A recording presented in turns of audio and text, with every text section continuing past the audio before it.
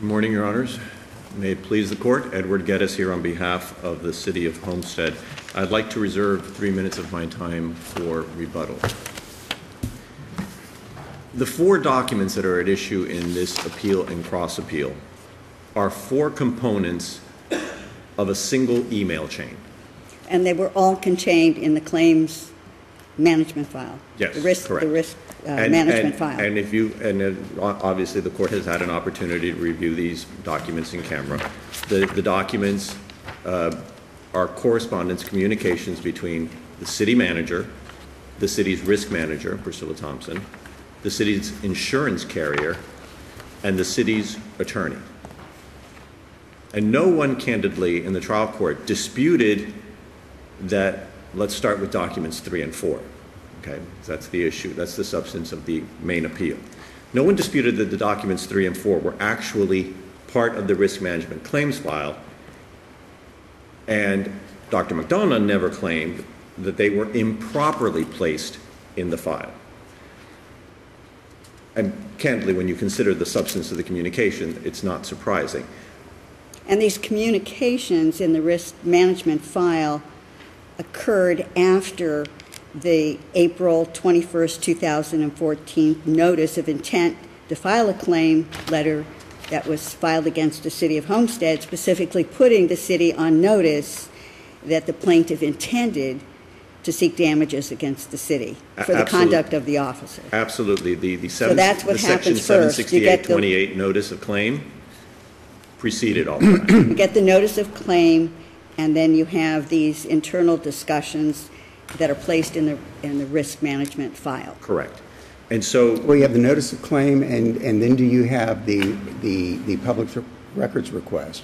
Correct. And then this information. Am I correct? Then the correspondence between the attorneys, et cetera. Or did the request for the public request from Mr. McDonough filed a request for all the documents?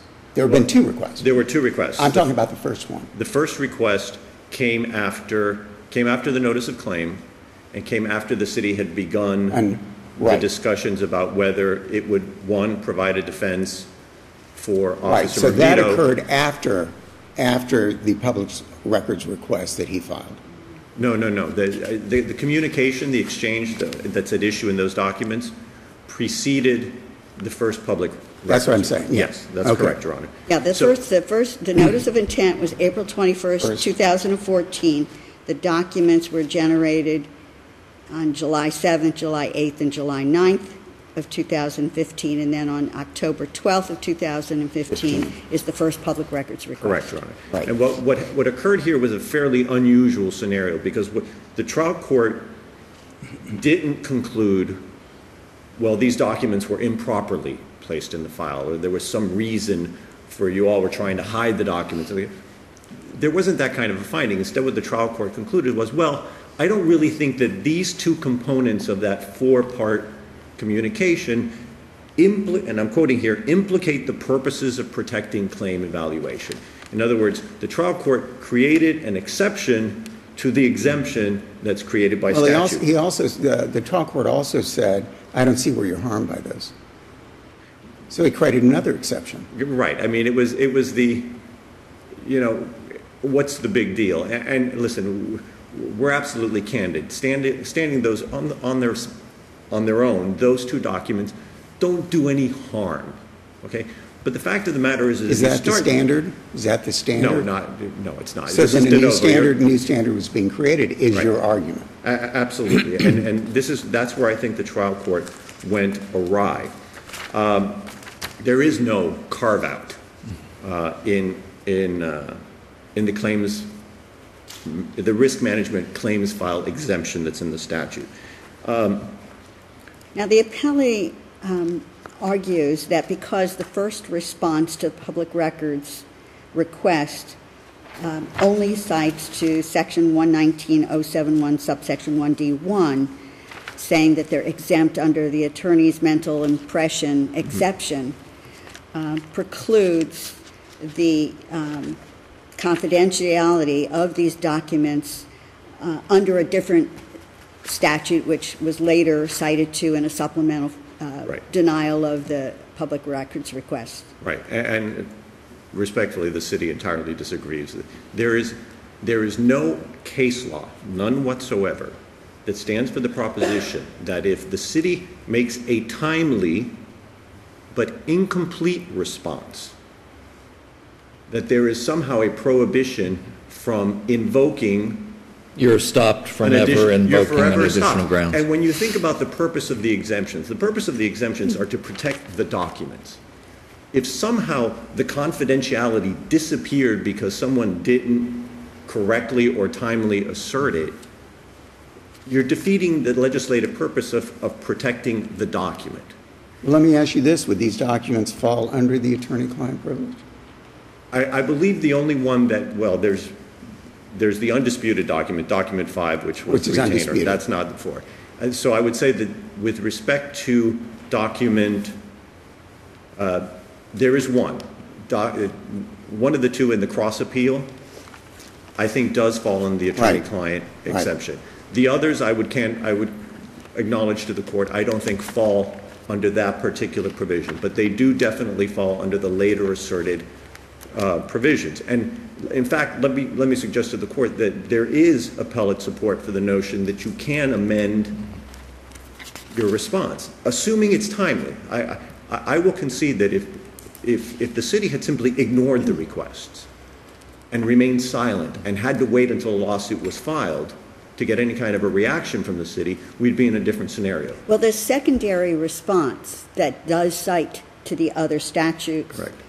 does occur after the lawsuit is filed against the city based upon it's the public records lawsuit. Correct. Separate lawsuit filed against the city. That timing is correct. The lawsuit is filed, and then at that point, it's amended to give there's a different. supplementation of the original response saying here are the additional grounds. But I think if the court looks at the Weeks case, the Weeks case was a scenario, and I know both sides rely on it for different reasons, but the Weeks case, the state attorney in that case gave no response whatsoever. Utterly silent, the lawsuit was filed, and then the state attorney came forward and invoked an exemption. Even under those circumstances. Plus the court found that there was no legal justification for withholding the photographs that were withheld to begin with. Correct. So it was a two-prong Yes. finding. Correct. First, that there had been no response, and secondarily, that the documents were not exempt. Right. And the court also gave them an opportunity to do it, and they Exactly. didn't. And that's where I was going with my point, Your Honor, that even under those circumstances where there wasn't a timely response, the appellate court allowed the state attorney, remanded, and allowed the state attorney to then advance an argument as to why they were exempt.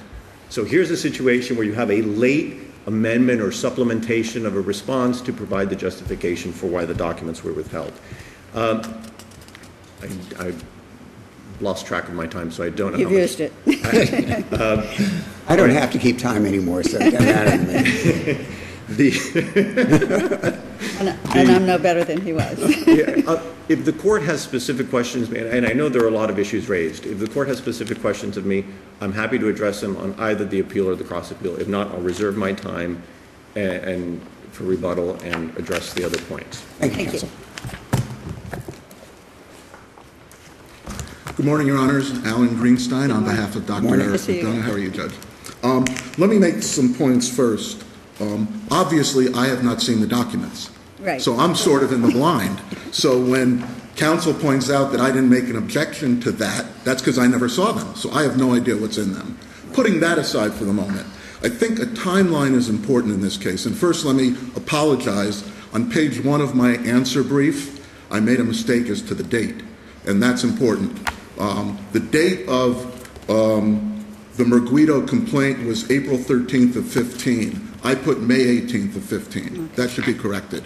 And the reason that's important is because if the court looks at when the other documents are provided or claimed to be responsive but protected, Detective Aquino sent an email on the 16th, 3 days later. Can we get a lawyer for Officer Merguido?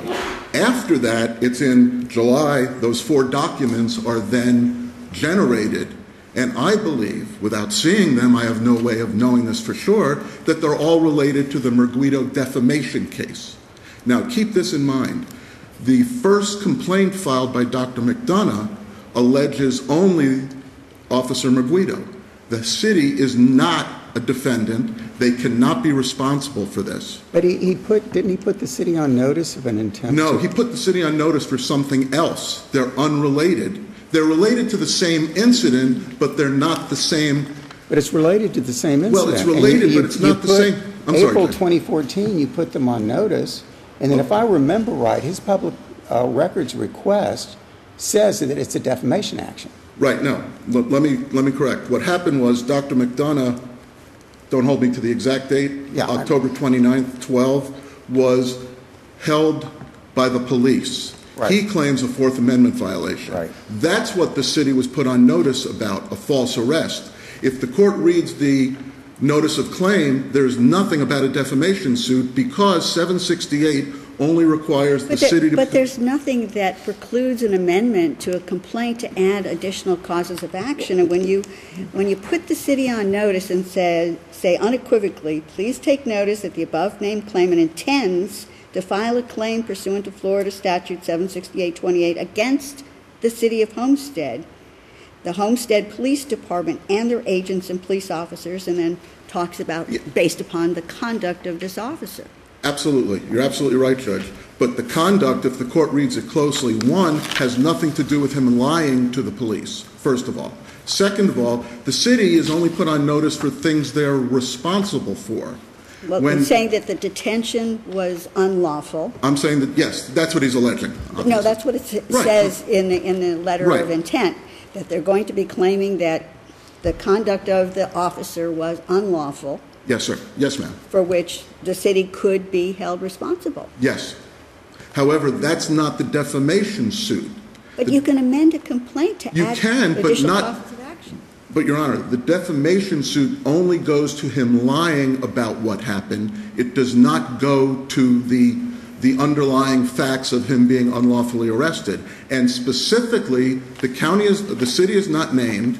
It is also alleged that Officer Merguido did this with malice. If the court reads 768-28, when you allege an employee has done something with malice, the city is not responsible. Third of all, it is clearly stated, even in his first complaint, that Officer Merguido was doing this outside of his lawful duties, which would also make the city not responsible. But it says the above described conduct of the Homestead Police Department and its agents and officers violated Mr. McDonald's civil rights under the United States and Florida constitutions and constitutes tortious conduct under Florida common law, that he suffered damages as a consequence, not limited to unlawful incarceration, economic losses, non-economic damages, humiliation, physical, and on. Yes, Your Honor. I mean, why could the complaint not be amended to include those causes of action? Well, first of all, by the time Dr. McDonough filed his public records request, it had not been amended. Obviously, anything could be amended, but the defamation suit has absolutely nothing to do with the notice of claim. Well, let me try that a different way, though. Pretend you're the risk manager for the city. Mm-hmm. You get the first notice. Don't you really start looking at both exposure to the city and coverage from the incident? And so isn't it logical to say, I want to know everything the city may be exposed to out of this incident? Absolutely. And so as a claims manager and potentially with lawyers, don't you begin to explore that? Yes, except... And isn't that exempt?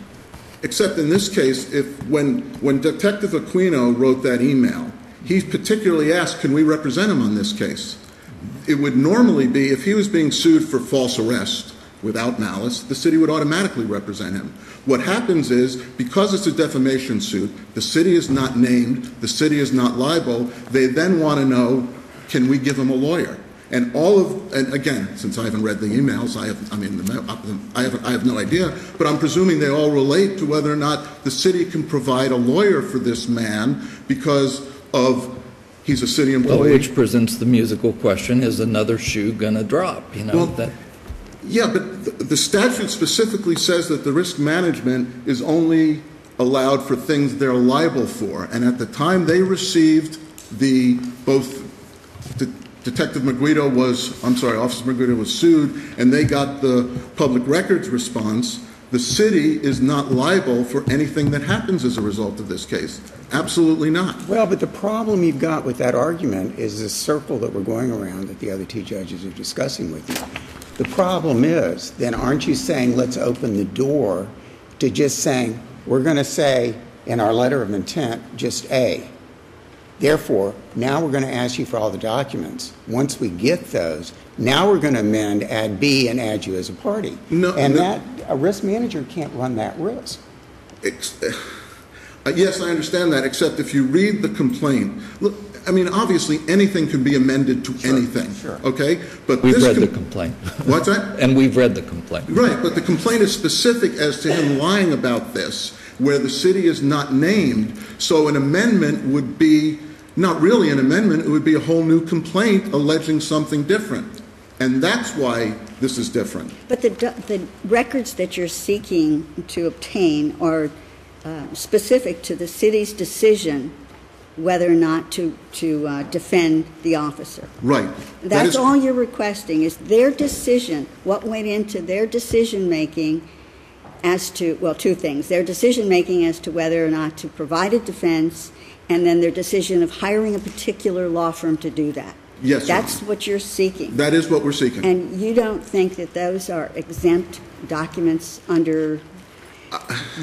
Again, I can't tell you if they're exempt. I haven't read them. But I would think under... I mean, their decision as to whether or not to defend is going to require some discussion of what potential liability the city could have. And what they'll have if a lawsuit is filed based upon the notice of claim. A lawsuit was not filed based on the notice of claim. No matter how you want to read this, this lawsuit is outside the notice of claim. As a matter of fact... Well, everybody understands that the complaint as alleged at this point does not include a claim that would subject the city to liability.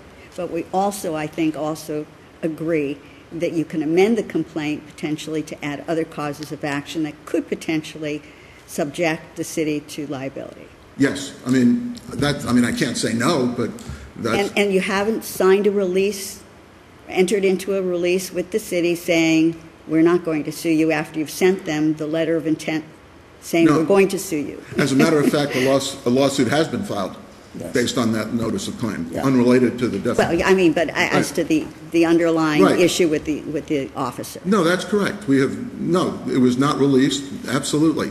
But it's my position, our position, that even though they're related to the same incident, they're unrelated for risk management purposes, where they're only allowed certain things. Also, Your Honors, I don't know how much time I have left. You have another couple of minutes.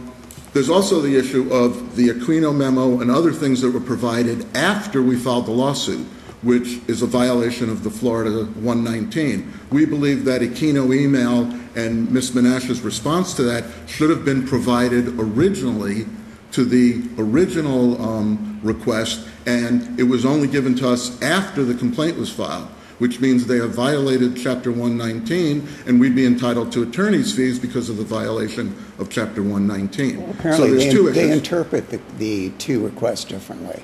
Well, and as they should. Yes. But what the city seems to be relying on is that the scope of the second request is greater than the first request, and that's the wrong way to look at it.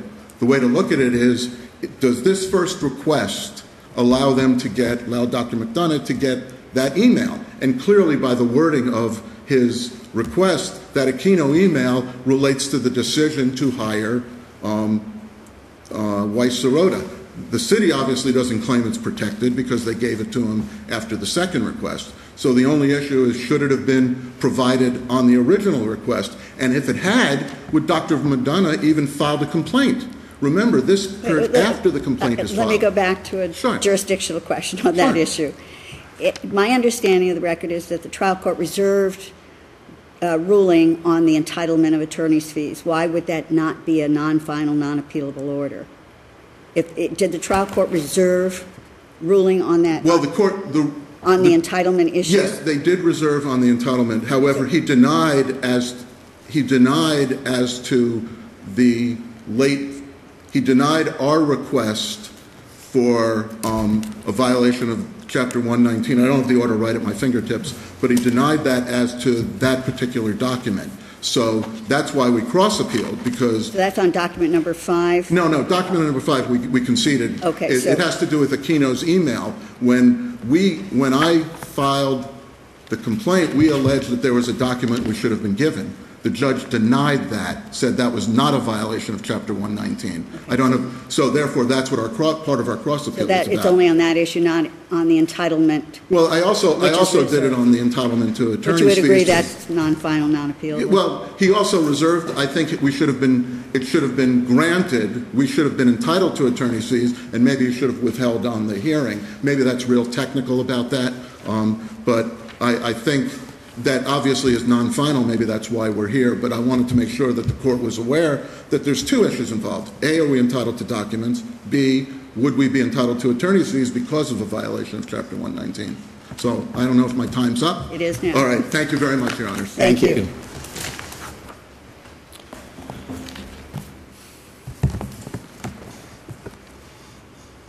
On the first issue, the question of the notice of claim and the nature of the claims, and I want to remind the court that the trial court judge determined that they were inextricably intertwined. That was the trial court's determination. Additionally, if you look at the complaint against Officer Merguito and the first amended complaint of Officer Merguito, both of those apparently gratuitously alleged that Officer Merguito was employed by the City of Homestead, and that he detained him without reasonable suspicion or probable cause. Those are alarm bells for any city involving an officer, because those allegations could potentially give rise to liability of the city. And as my colleague here concedes or acknowledges in his presentation, Dr. McDonough has refused to release the claims. And he made that very clear to the trial court. Now let me turn briefly to the question of the late production of the Aquino email. I think it's interesting, if you look at the cross-reply brief, Dr. McDonough adopts a standard to assist this court that I think answers the question here. He says, he provides a definition for the term decision, because that's the term that's used in the first request for production. It says, what does decision mean? And it says, it means the act or process of deciding. That's in the reply brief. So then the question becomes whether that Aquino email was documentation related to the process of deciding that Weiss Sirota should defend Officer Merguito. And incidentally, and I didn't hear counsel argue this, but they were also claiming that some invoices that should have been produced as well. My comment on the invoice is brief. It's like basically, how can invoices relating to fees incurred after the decision-making process has concluded, I don't see how those can relate to the actual process of deciding. And the other one was Commander Aquino's email. And Commander Aquino's email doesn't say, well, is the city attorney going to represent us? Is Weiss Sirota going to represent us? The Commander Aquino floats the idea, should the city defend Officer Merguito? And the way the city interpreted that response, or interpreted that document in the first public records request, is that they were looking for, and I'm going to use language that they're using, the decision-making process for picking Weiss Sirota. And the city concluded that generic request from Commander Aquino had nothing to do with how the decision was made by the city's administration to pick Weiss Sirota. And that's why when the response broadened, or excuse me, the public records request broadened later to say, we want all documents whatsoever relating to the defense of Officer Merguito, we turned the document over. That was the analysis. I mean, there's no great secret. It's what we presented below, and it's the same position we're taking now. So unless the court has questions, I would ask that the court reverse on the trial court's decision as to documents 3 and 4, and affirm as to documents 1 and 2. Thank you very much for your time. Thank you both very much. Thank you very much.